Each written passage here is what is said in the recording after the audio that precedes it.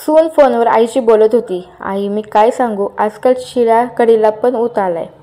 सासरे बुवा निवृत्त झाल्यापासून दोघेही गार्डनमध्ये एखाद्या फिल्मी जोडप्यासारखे दिवसभर झोपाळ्यावर बसलेले असतात. आपल्या पिकल्या केसांकडे बघून तरी वागायचं त्यांनी. अजूनही स्वतःला 25शीतलेच समजतात.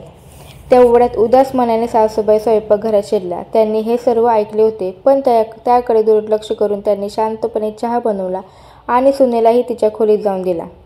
नवऱ्यासाठी चहा घेऊन जाताना सुनेने पाहिलं आणि पुन्हा तोंड वेडं-वाकडं केलं, पण त्यांनी तिच्याकडे दुर्लक्ष केलं. पती निवृत्त झाल्यापासून हा त्यांचा रोजचा दिनक्रम झाला होता. त्यांच्या इच्छेनुसार ती रोज चांगले कपडे घालून गार्डनमध्येच आपला बराचसा वेळ घालवायची. आयुष्यभर त्यांनी फक्त मुलांसाठीच खस्ता खाल्ल्या होत्या, त्यामुळे आयुष्याच्या संध्याकाळी ते दोघेही एकत्र वेळ घालवायचे. अन्नपूर्णा भवन, 2 मजली घर. अशोक आणि प्रभा यांचे आजीवन स्वप्न होते. घराच्या समोर असलेल्या बागेत प्रभाबाईंनी वेल, जास्वंदी, चाफा, मोगरा अशी कितीतरी फुलझाडे लावली होती. एका छोट्या टाकीत छानशी कमळेही फुलली होती. हिवाळ्यात त्या तेथे भाज्यांचीही लागवड करत असत. स्वयंपाकघरासाठी लागणारी ताजी कोथिंबीर, पुदिना, मेथी तिथलीच असायची. पण इतकी वर्षे कामाच्या गडबडीत अशोकजींना त्या जागेचा कधीच आनंद घेता आला नाही. पण आता मात्र त्यांचा सगळा मोकळा वेळ तिथेच जातो. खरं तर त्या जागेत एक छानसं टुमदार घर दोघांसाठी बनवायचं म्हणून ती अतिरिक्त जागा त्यांनी घेतली होती. पण आता ते शक्य नव्हतं. प्रभाबाईंना तेथे एक झोपाळा हवा होता, तो त्यांनी आणला. आता त्यांचा बराचसा वेळ त्या झोपाळ्यावर गप्पा मारण्यातच जातो.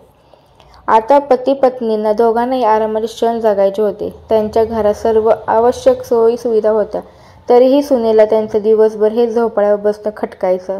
अगोदर दिवसभर तिच्यासोबत असलेल्या सासूबाई आता त्यांच्या पतीला थोडा अधिक वेळ देऊ लागल्या होत्या. त्यांना टोमणे मारायची एकही संधी ती सोडत नसे. एकदा त्यांच्या जागेतून हटवण्यासाठी तिने एक युक्ती केली. आपण मोठी कार का खरेदी करत नाही नवीन? कल्पना चांगली आहे, पण ठेवायची कुठे? आपल्याकडे फक्त एकच गॅरेज आहे, नवीन थोड्या चिंतेच्या स्वरात म्हणाला. जागा का नाही? ती बाग आहे ना, तिथे आजकाल 2 लव्हबर्ड्स बसतात. तू जरा जास्तच बोलतेस म्हणत नवीने तिला फटकारले खरे, पण त्यानेही या बाबतीत बाबांशी बोलायचे ठरवले. दुसऱ्या दिवशी संध्याकाळी तो वडिलांकडे गेला आणि म्हणाला, बाबा, मला आणि सोनमला मोठी कार घ्यायची आहे. पण बेटा, मोठी गाडी आधीच आहे घरात, तू ती कुठे ठेवणार आहेस? या बागेतच नवं गॅरेज बांधायचा विचार करतोय मी. सोनम काही बघणार नाही आणि आई तरी अजून किती दिवस काळजी घेईल? त्यापेक्षा ही झाडे तोडणे चांगले होईल. प्रभाबाईंच्या छातीत हे ऐकून धस झालं. रागावर नियंत्रण ठेवत बाबा म्हणाले, मला तुझ्या आईशी बोलावं लागेल, मला थोडा वेळ दे. काय पप्पा, आईला काय विचारायचे? या जागेचा काय उपयोग? नवीन जरा चिडूनच म्हणाला. तुम्ही दोघेही दिवसभर कुठलाही विचार न करता, 4 लोकांचा विचार न करता इथे बसता.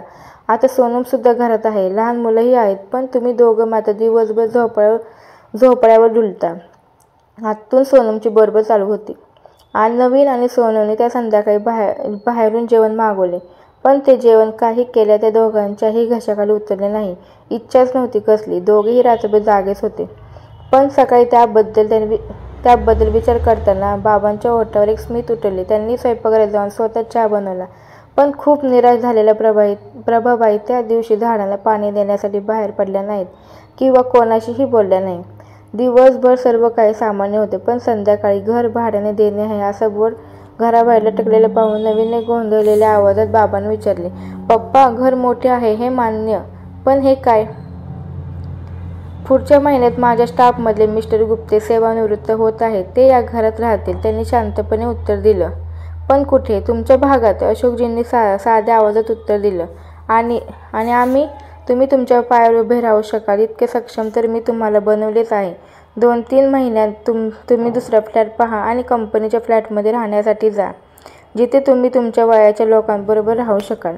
आम्ही दोघे आमच्या वयाच्या लोकांमध्ये राहू. तुमच्या आईचं स्वप्न आयुष्य तुम्हाला सर्वांची काळजी घेण्यात गेलं.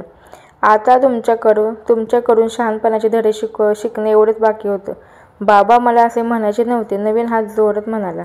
नाही बेटा, तुझ्या पिढीने आम्हालाही व्यावहारिक होण्याचा धडा दिला आहे. जर आम्ही दोघे तुम्हा दोघांना एकत्र पाहून आनंदित होऊ शकतो, तर मग तुम्हाला आमच्यापासून त्रास का होतो? हे घर तुझ्या आईने बांधले आहे. ही झाडे, ही फुले तुमच्यासाठी भोगलेल्या अनंत कष्टाचे साक्षीदार आहेत. म्हणून मी कोणालाही तिचा हक्काचा कोपरा हिसकवण्याचा अधिकार देणार नाही. बाबा, तुम्ही गंभीर झालात. नवीनचा आवाज आता हळवा होत गेला. नाही बेटा, तुझ्या आईने आजवर खूप त्याग करून, खूप दुःख सहन करून मला पाठिंबा दिलाय.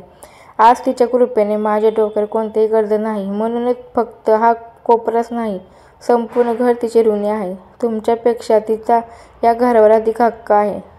आमची मुलं असल्याचा फायदा जरूर घ्या, पण देव मंदिरात जोडीने शोभून दिसतात तर आईवडील का दिसू नये? आयुष्य आम्हालाही एकदाच मिळाले आहे.